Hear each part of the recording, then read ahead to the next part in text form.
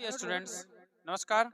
हमारे YouTube channel SCC online classes में आपका स्वागत है। और जैसा कि आप सभी को पता है कि हमारे चैनल पर 12th क्लास की NCERT में फिजिक्स का सिलेबस कंटिन्यू चल रहा है, ठीक है। तो उसी की श्रृंखला को आगे बढ़ाते हुए हमारा आज का टॉपिक रहेगा एम्पियर का परिपथीय नियम। और इससे पहले लेक्चर में हम बायो सावर्ट का नियम एवं बायो सावर्ट के नियम के 3 अनुप्रयोग पढ़ चुके हैं। 3 अनुप्रयोग में हमने पढ़ा था अनंत लंबाई के ऋजु रेखीय धारावाही चालक तार के कारण चुंबकीय क्षेत्र, फिर पढ़ा था हमने वृत्तीय कुंडली के केंद्र पर चुंबकीय क्षेत्र, और फिर पढ़ा था हमने वृत्तीय कुंडली के अक्ष पर यानी वृत्ताकार लूप धारावाही वृत्तीय लूप के अक्ष पर चुंबकीय क्षेत्र की तीव्रता। तो इस प्रकार से हमने 3 अनुप्रयोग पढ़े थे। तो यदि वो आपने नहीं देखे तो उन वीडियो को आप जरूर देख लें, तभी आपको समझ में आएगा आगे का, वरना फिर नहीं आएगा। तो चलिए बिना समय लेते हुए, ज्यादा समय ना लेते हुए हम चलते हैं अपने टॉपिक की ओर बेटा। तो हमारा टॉपिक है आज एम्पियर का परिपथीय नियम। क्या है हमारा टॉपिक? एम्पियर का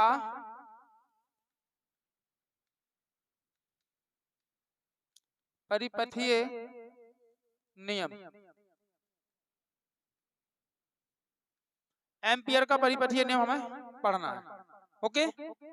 चलिए इसमें हम सबसे पहले बेटा क्या करते हैं, एक चित्र देख लेते हैं। देखिए ये क्या है हमारे पास, अनंत लंबाई का एक चालक तार है जिसको क्या बोल रहे हैं हम, एक्स वाई। और इसमें धारा प्रवाहित हो रही है कितनी, आई, ठीक है। तो इसको समझने के लिए हम जाएंगे कहाँ, ऑस्टेट के प्रयोग पर। देखिए चैप्टर के सबसे लास्ट पहले नंबर पे आपने पढ़ा था ऑस्टेट का प्रयोग। ऑस्टेट नामक वैज्ञानिक ने हमें क्या बताया था कि जब किसी चालक तार पर हम धारा प्रवाहित करते हैं, ठीक है, जब किसी चालक तार में हम धारा प्रवाहित करते हैं तो उस चालक तार के प्रत्येक बिंदु पर एक चुंबकीय क्षेत्र क्रिएट हो जाता है, ठीक है ना, एक चुंबकीय क्षेत्र उत्पन्न हो जाता है। और जो होता कैसा है, जिसकी हम कल्पना करते हैं, चुंबकीय क्षेत्र जो होता है वो संकेंद्रीय वृत्तों के रूप में होता है। हमने आपको पहले लेक्चर में यही बताया था, ठीक है ना। तो यहाँ पे ऑस्टेट के प्रयोग को हम लगाएंगे। तो हमने अनंत लंबाई का एक एक्स वाई चालक तार लिया और जिसमें हमने आई धारा प्रवाहित कर दी, है ना। तो इसमें क्या होगा, इसके चारों ओर एक चुंबकीय क्षेत्र क्रिएट हो जाएगा। चलिए हम देखते हैं।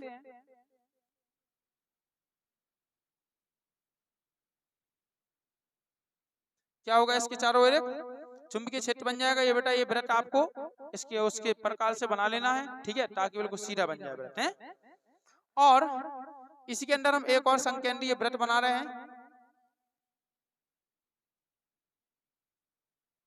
एक और क्या बना रहे हैं हम, संकेंद्रीय वृत्त बना रहे हैं। क्लियर, ठीक है। तो ये क्या हो जाएगा, आपका चुंबकीय क्षेत्र उत्पन्न हो जाएगा, ठीक है ना।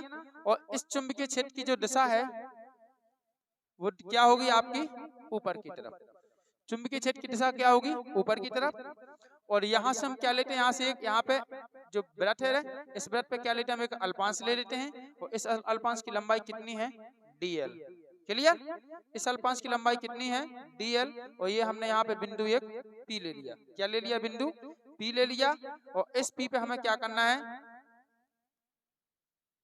कुछ नहीं, हाँ, ये हमारा एक बिंदु P हो गया, ठीक है। और इस बिंदु P से जो एक्स वाई चालक तार है उसकी दूरी क्या है, स्मॉल r। क्लियर, उसकी दूरी कितनी है, स्मॉल r, है ना। और जो बिंदु P है ये क्या है, नहीं, अल्पांश की जो लंबाई है वो कितनी है, dl। अल्पांश की लंबाई कितनी है, dl है, ठीक है। और जो बिंदु है इसको नाम क्या दे रहे हैं हम, P इधर दे दिया हम थोड़े साइड में, है, ध्यान रखना, ये बिंदु P है, ठीक है। इस प्रकार से हमारा ये चित्र जो है वो कंप्लीट हुआ। बस इतना है कि आपको इन वृत्तों को काय की सहायता से बनाना है बेटा, प्रकार की सहायता से, ताकि ये जो टेढ़े मेढ़े वृत्त दिख रहे हैं ये आपको टेढ़े मेढ़े ना रखे, सीधे दिखे, ठीक है। अब करेंगे हम इसमें धारा की बात, किसमें हम धारा प्रवाहित मतलब चुंबकीय बल रेखाओं की दिशा क्या होगी। तो देखिएगा जरा, हमने पढ़ा था अपने दाहिने हाथ की हथेली का नियम, पढ़ा था स्टार्टिंग में, क्या पढ़ा था, दाहिने हाथ की हथेली का नियम। यानी हमने कहा था कि यदि हम दाहिने हाथ को इस प्रकार से फैलाएं कि हथेली जो है वो क्या हो, अंगूठे के लंबवत हो, हथेली क्या हो, अंगूठे के लंबवत हो। तो अंगूठा जो है वो चालक तार में बहने वाली धारा को दिखाता है, ठीक है ना। और जो उंगलियां हमारी जिस तरफ मुड़ती हैं वो क्या दिखाती हैं, चुंबकीय बल रेखाओं की दिशा को दर्शाती है। तो अब देखिए जरा, इसमें धारा एक्स से बाई की ओर नीचे से कहाँ बह रही है, ऊपर की ओर, है ना। तो देखिए, तो ये अंगूठा अगर हम ऐसा करें तो अंगूठा किसको दर्शा रहा है, अंगूठा भी हमारा ऊपर की तरफ है, यानी धारा कहाँ बह रही, ऊपर की तरफ। तो अंगूठा धारा को दर्शा रहा है, तो उंगलियां हमारी कहाँ मुड़ रही, इस साइड, हमारे साइड, यहाँ मुड़ रही उंगलियां। तो यानी चुंबकीय बल रेखाओं की दिशा कहाँ होगी, यहाँ पर होगी, ठीक है ना। यानी चुंबकीय बल रेखाओं की दिशा कैसी होगी, यहाँ से ऐसी ऐसी ऐसी होगी, ऐसी, ठीक है ना। यानी किस, एंटी क्लॉकवाइज, कैसी होगी, एंटी क्लॉकवाइज होगी। तो यानी चुंबकीय बल रेखाओं की दिशा क्या होगी हमारी, ये हो जाएगी, ये हो जाएगी चुंबकीय बल रेखाओं की दिशा। क्लियर है, इतनी बात समझ में आई कि नहीं। देखो, तीर यहाँ पे है, यहाँ से ऐसे ही तो आएगा, ऐसे ही आएगा, और अंगुली भी हमारी कैसी मुड़ रही थी, इसी हमारी तरफ मुड़ रही थी कि नहीं, और ये दिशा भी कहाँ आएगी, हमारी तरफ ऐसी आएगी, ठीक है। तो ये आपको ध्यान रखना है, ये क्या है, चुंबकीय बल रेखाओं की दिशा। बेटा चुंबकीय क्षेत्र जब उत्पन्न होता है तो उससे क्या निकलती है, चुंबकीय बल रेखाएं निकलती है। समझ में आ रही कि नहीं। और चुंबकीय बल रेखाओं की दिशा ये होगी, मतलब किसके, इसके लंबवत, किसके, चालक तार के लंबवत। देखना जरा, जैसे मान लो ये हमारे पास चालक तार है, अभी आपका चुंबकीय क्षेत्र ऐसा है ना। तो अब ये चुंबकीय क्षेत्र की दिशा ऐसी है, यानी यहाँ पे हम यदि दिशा का चिन्ह लगा लें, यहाँ पे तीरा यहाँ आ रहा है, तो इस चालक के बीच में अगर हम कोण बनाए तो कितने का बन रहा है, 90 का। यानी चालक तार जो है उसकी लंबवत है, कौन है, चुंबकीय बल रेखाएं या चुंबकीय क्षेत्र। चुंबकीय क्षेत्र कैसा है, चालक तार के लंबवत। इतनी बात क्लियर है, सबको समझ में आई, ठीक है ना। तो हमारा डायग्राम यहाँ पे कंप्लीट हुआ। डायग्राम को चलिए एक बार और हम फटाफट देख लेते हैं, इसके बाद हम चलेंगे अपने काय पे, एम्पियर के परिपथीय नियम पर। एम्पियर का जो परिपथीय नियम है वो क्या कहता है। देखिए एक्स वाई क्या लिया है बेटा हमने, एक्स वाई एक चालक तार है, अनंत लंबाई का है, जैसा कि हम पहले बायो सेवर्ट के नियम के अनुप्रयोग में पढ़ चुके कि नहीं। वहां पे हमने भी क्या लिया था, अनंत लंबाई का धारावाही चालक तार लिया था। तो यहाँ पे भी अनंत लंबाई का हमने धारावाही चालक तार ले लिया, जिसका नाम क्या है, एक्स। इसमें हमने धारा प्रवाहित की एक्स से कहा, बाई की ओर। जब हमने धारा प्रवाहित की तो हुआ क्या, यहाँ पे ऑस्टेट का प्रयोग लगा। ऑस्टेट ने क्या बताया था, ऑस्टेट ने ये बताया था कि यदि आप चालक तार में विद्युत धारा को प्रवाहित करोगे तो उसके चारों ओर एक चुंबकीय क्षेत्र क्रिएट होगा, ठीक है ना। और इसके बाद इस चुंबकीय क्षेत्र की दिशा कहाँ होगी, तो वो निकालने के लिए हमें एम्पियर ने नहीं, सॉरी, एक हमें वैज्ञानिकों ने एक नियम दिया था, दाहिने हाथ की हथेली का नियम। क्या दिया था, दाहिने हाथ की हथेली का नियम, ठीक है ना। तो दाहिने हाथ की हथेली के नियम के बारे में क्या कहा था कि आप अपने दाहिने हाथ के अंगूठे और हथेली को इस प्रकार फैलाओ कि हथेली जो है वो अंगूठे के क्या हो, लंबवत हो। तो ऐसा मतलब दोनों के बीच में 90 डिग्री का एंगल क्रिएट होना चाहिए। तो हमने ऐसा फैला लिया। अब जो उंगली, जो हमारा अंगूठा है वो किसको दर्शाता है, चालक तार में बहने वाली धारा को। और जो हमारी हथेली है, ठीक है ना, ये वाली, वो किसको दर्शाती है, ये मतलब जो हथेली है, हथेली हम जिस दिशा में क्या करते हैं, मोड़ते हैं। हथेली को जिस दिशा में मोड़ते हैं वो क्या होती है, चुंबकीय बल रेखाओं की दिशा होती है, ठीक है ना। तो अब ये नियम हम इसमें लगाएंगे तो इस चालक तार में देखो ऊपर की ओर क्या बह रही धारा, नीचे से ऊपर की ओर है ना तीर, ठीक है। तो हम ऐसा यदि हाथ को फैलाएं तो जो अंगूठा है वो भी कहाँ है हमारा, ऊपर की ओर, धारा कहाँ जा रही, ऊपर की ओर संकेत कर रहा है। हम इसको यहाँ ऐसा मोड़ेंगे, अपनी अंगुलियों को मोड़ेंगे, ठीक है ना। तो कहाँ जा रही है, हमारी साइड, हमारे साइड आ रहे हैं। यानी कहने का मतलब है कि चुंबकीय बल रेखाएं कहाँ है, हमारे साइड, ठीक है ना। तो इसलिए हमने इसको ऐसा तीर के चिन्ह से दर्शा दिया। तो इसकी दिशा कैसी होगी, ऐसी होगी, हमारे साइड ऐसी होगी, फिर ऐसी घूम के जाएगी, फिर ऐसी वापस आएगी, फिर घूम के जाएगी, फिर ऐसी वापस आएगी, ठीक है ना। ऐसी है चुंबकीय बल रेखाओं की दिशा। क्लियर। ऑस्टेट के अनुसार हुआ है ये, तो ऑस्टेट ने क्या कहा था कि जब किसी चालक तार में धारा प्रवाहित करें उसके चारों ओर चुंबकीय क्षेत्र उत्पन्न होगा, ठीक है। यदि धारा का मान बढ़ाएंगे, उसको प्रबल करेंगे, तो चुंबकीय क्षेत्र का मान भी क्या हो जाएगा, प्रबल हो जाएगा। और अगर मान लो हम धारा की दिशा बदलते हैं तो चुंबकीय सुई है जो, या चुंबकीय क्षेत्र है, उसकी दिशा भी क्या हो जाएगी, बदल जाएगी। यही बताया था ना। तो ये कॉन्सेप्ट यहाँ पे लगा है। क्लियर है। हमने क्या किया, अच्छा, इस चालक तार से आर दूरी पर क्या ले लिया हमने, एक बिंदु P ले लिया, और यहीं पे P पे क्या बना दिया हमने, अल्पांश बना दिया, जिस अल्पांश की लंबाई कितनी है, dl, ठीक है। और ऊपर की तरफ जी क्या है, चुंबकीय क्षेत्र की दिशा है। ऊपर क्या है, चुंबकीय क्षेत्र की दिशा है। क्लियर है। दिशा को हमने सही से दर्शाया कि नहीं, हमने ऐसा दिशा, अब चुंबकीय बल रेखा या चुंबकीय क्षेत्र रेखा है, आप कहोगे सर अभी तो कह रहे चुंबकीय बल रेखा ऐसी है, अब ऊपर क्यों दर्शा रहे। तो चुंबकीय बल रेखा की जो दिशा है वो ऐसी ऐसी आएगी कि नहीं, फिर ऐसी जाएगी। अब आपने कक्षा 11 में अध्याय 4 पे एक वृत्तीय गति पढ़ी होगी, आपने पढ़ी है, वृत्तीय गति पढ़ी कि नहीं। तो जब कोई वृत्ताकार मार्ग होता है ऐसा, ठीक है। और उस मार्ग पर क्या करता है, कोई कण गति करता है, कोई कण वृत्तीय मार्ग पर क्या करता है, गति करता है, तो उसके वेग को हम कैसे दर्शाते हैं, ऐसे दर्शा दे कि नहीं। अगर मान लो वो कण मान लो यहाँ पे आ जाए तो अब वेग को कैसे दर्शाएंगे हम, ऐसा। अगर वो कण यहाँ पे आ जाएगा तो उसके वेग को कैसे दर्शाएंगे, ऐसा। यदि वो कण आपका यहाँ पे आ जाएगा तो उसके वेग को कैसे दर्शाएंगे हम, ऐसा। ऐसे ही होता कि नहीं। तो बस बात वही है, तो चुंबकीय क्षेत्र को हम ऐसे ही तो दर्शा रहे, ठीक है ना। इस प्रकार से आई होप कि आपको सब ये समझ में आया होगा। अब चलते हम अपने नियम की ओर। तो एम्पियर का परिपथीय नियम क्या कहता है, इस नियम के अनुसार, इस नियम के अनुसार क्या होता है इसमें कि निर्वात में, अब निर्वात का मतलब क्या होता है, वायु रहित वातावरण। निर्वात का मतलब क्या होता है, वायु रहित वातावरण जहां पे वायु भी उपस्थित ना हो। निर्वात में किसी बंद वक्र के चारों ओर, है ना, किसी बंद वक्र के चारों ओर चुंबकीय क्षेत्र बी वेक्टर का रेखीय समाकलन। समझ में आ रही, किसी बंद वक्र के चारों ओर चुंबकीय क्षेत्र बी का रेखीय समाकलन। हमें आप ये बताइए कि जो चालक तार है और ये चुंबकीय क्षेत्र रेखा उत्पन्न भाई, ठीक है ना, चुंबकीय क्षेत्र यहाँ पर उत्पन्न हुआ, तो जो गोल गोल इसने क्या बनाया, संकेंद्रीय वृत्त बनाया कि नहीं। तो इस वृत्त को चाहे आप बंद वृत्त कह लो चाहे बंद वक्र कह लो, और ये वक्र बंद ही तो है कि कहीं से खुला है, वृत्त कहीं से खुला दिख रहा है आपको, नहीं दिख रहा ना। ये कैसा है वक्र, ये बंद ही है, ठीक है ना। तो बंद वक्र बी का, अब जो वक्र है ये क्या है, चुंबकीय क्षेत्र रेखाएं हैं या चुंबकीय बल रेखाएं हैं, ठीक है ना। तो इसका तो बंद वक्र बी का रेखीय नहीं, बंद वक्र के चारों ओर, ठीक है, बंद वक्र के निर्वात में किसी बंद वक्र के चारों ओर चुंबकीय क्षेत्र बी का रेखीय समाकलन। तो चुंबकीय क्षेत्र बी वेक्टर ये है, तो इसका रेखीय समाकलन क्या होगा, देखो इसका रेखीय समाकलन होगा आपका बी वेक्टर और डॉट क्या होता है आपका डीएल वेक्टर, ये कहलाता है रेखीय समाकलन। और बंद वक्र के लिए है तो इस समाकलन का चिन्ह लगा दो और क्या लगा दो, एक गोला रख दो, तो ये हो जाता है आपका क्या, बंद वक्र।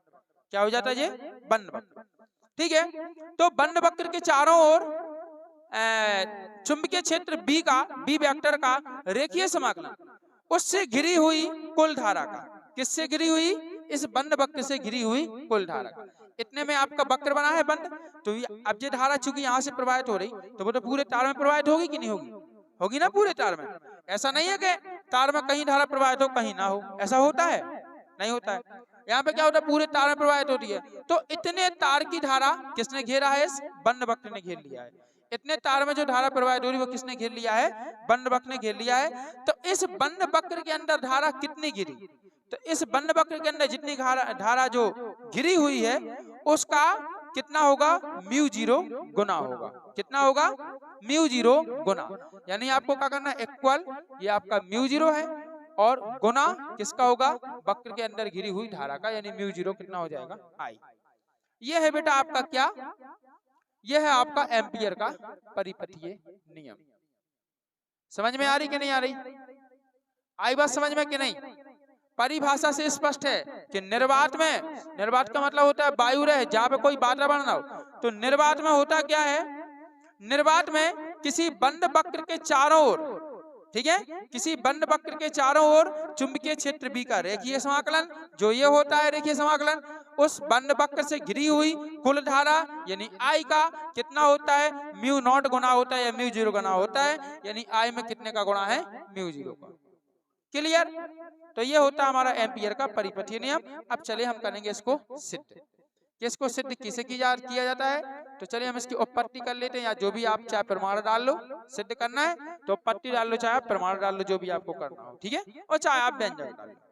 वैसे इसका व्यंजक नहीं होगा, उपपत्ति या प्रमाण होगा, क्योंकि ये क्या है, एक प्रकार से क्या है, एम्पियर का परिपथीय नियम है। क्वेश्चन ऐसे आता है कि एम्पियर का परिपथीय नियम लिखिए एवं सिद्ध कीजिए, चाहे आप प्रमाण डाल लो, ठीक है, प्रमाण और अच्छा है। चलो, तो माना वगैरह आपको समझ में आया होगा। माना वगैरह पहले बता चुकी, जैसे हमने चित्र में बनाया वैसा ही आपको लिखना है। माना कि एक्स वाई कोई चालक अनंत लंबाई का धारावाही चालक तार है, जिसमें आई धारा प्रवाहित हो रही है ना, जिसमें आई धारा प्रवाहित हो रही है। इस चालक तार के चारों ओर, ठीक है, चुंबकीय क्षेत्र उत्पन्न हो जाता है, जो कैसा होता है, संकेंद्रीय वृत्तों के रूप में होता है। क्लियर। और भी लगा सकते हो आपके दाएं हाथ की हथेली के नियम से, मतलब इसकी धारा ऐसे ऐसे होगी, है ना।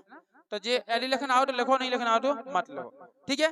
और चुंबकीय बल जो रेखाएं हैं या चुंबकीय क्षेत्र वो किसके लंबवत होगा, चालक तार के लंबवत होगा, ठीक है। उपपत्ति या प्रमाण कछु भी लिख दो, उपपत्ति नहीं प्रमाण लिख दो, प्रमाण सही रहेगा। सिद्ध करने ना तुम्हें उपपत्ति को, उत्पत्ति नहीं होती। आपको प्रमाण लिखना है, प्रमाण प्रमाण लिख देना सो, ठीक है। सिद्ध करना तो आप प्रमाण लिख दियो, ठीक है, कि प्रमाणित करना है, प्रमाण लिख दियो, है ना। अब देखो, तो ये सारी भाषाएं आपको लिख लेनी है, लिख लोगे ना भाषा, आप चित्र को देख के लिख सकते हो।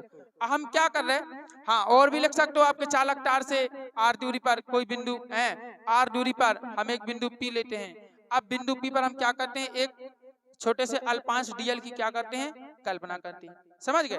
इतना सब चीजें हमने काय में किया था, जब अनंत लंबाई के चालक तार के कारण चुंबकीय क्षेत्र निकाला तब भी ये सब किया था, वही आपको यहाँ पे करना है, ठीक है।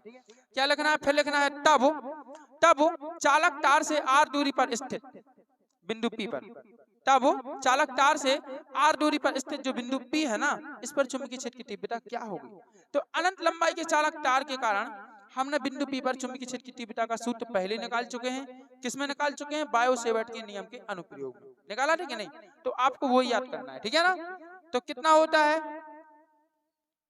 बी बराबर, बताइए किसी को याद है,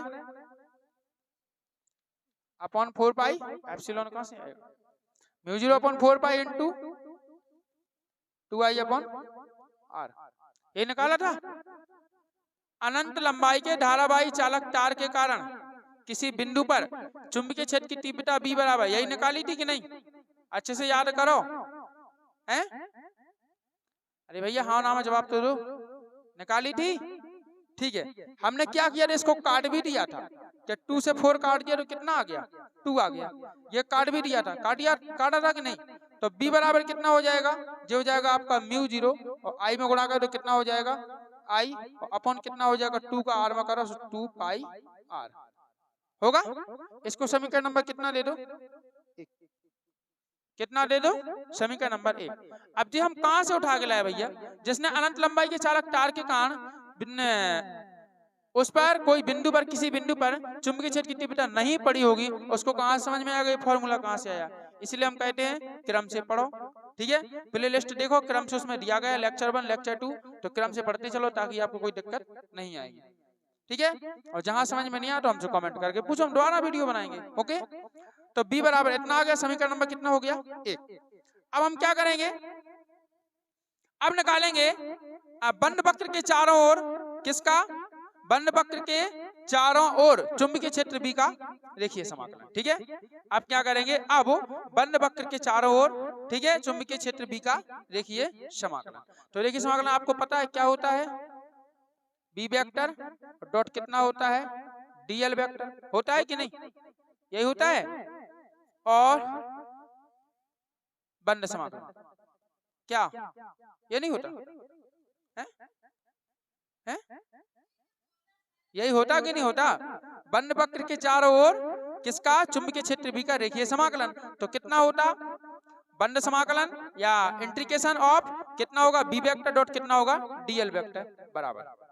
अब देखो जरा, तो यहाँ पे क्या आएगा, बंद समाकलन और B DL cos थीटा, यही होगा। अब कहोगे ये कहां से आया, हाँ अदिश गुणन, बहुत बढ़िया।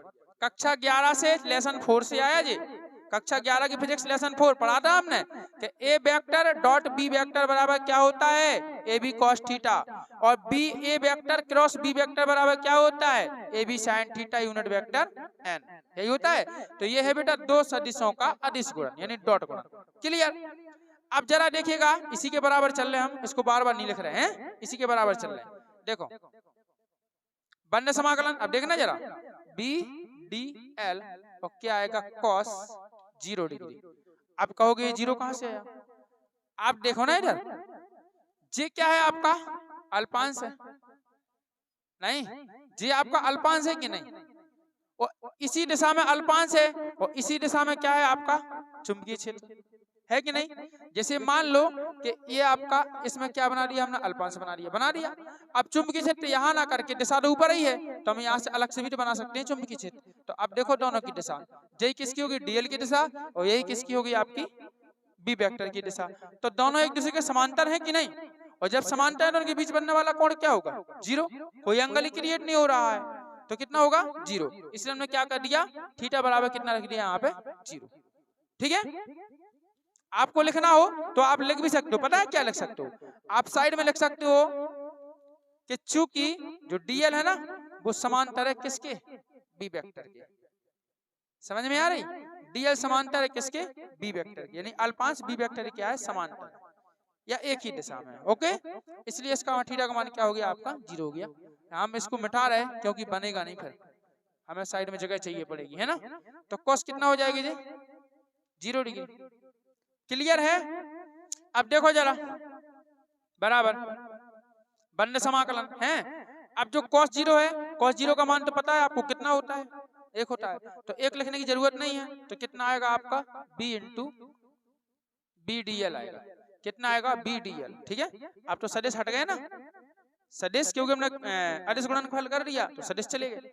यहाँ नीचे आएगा कि नहीं,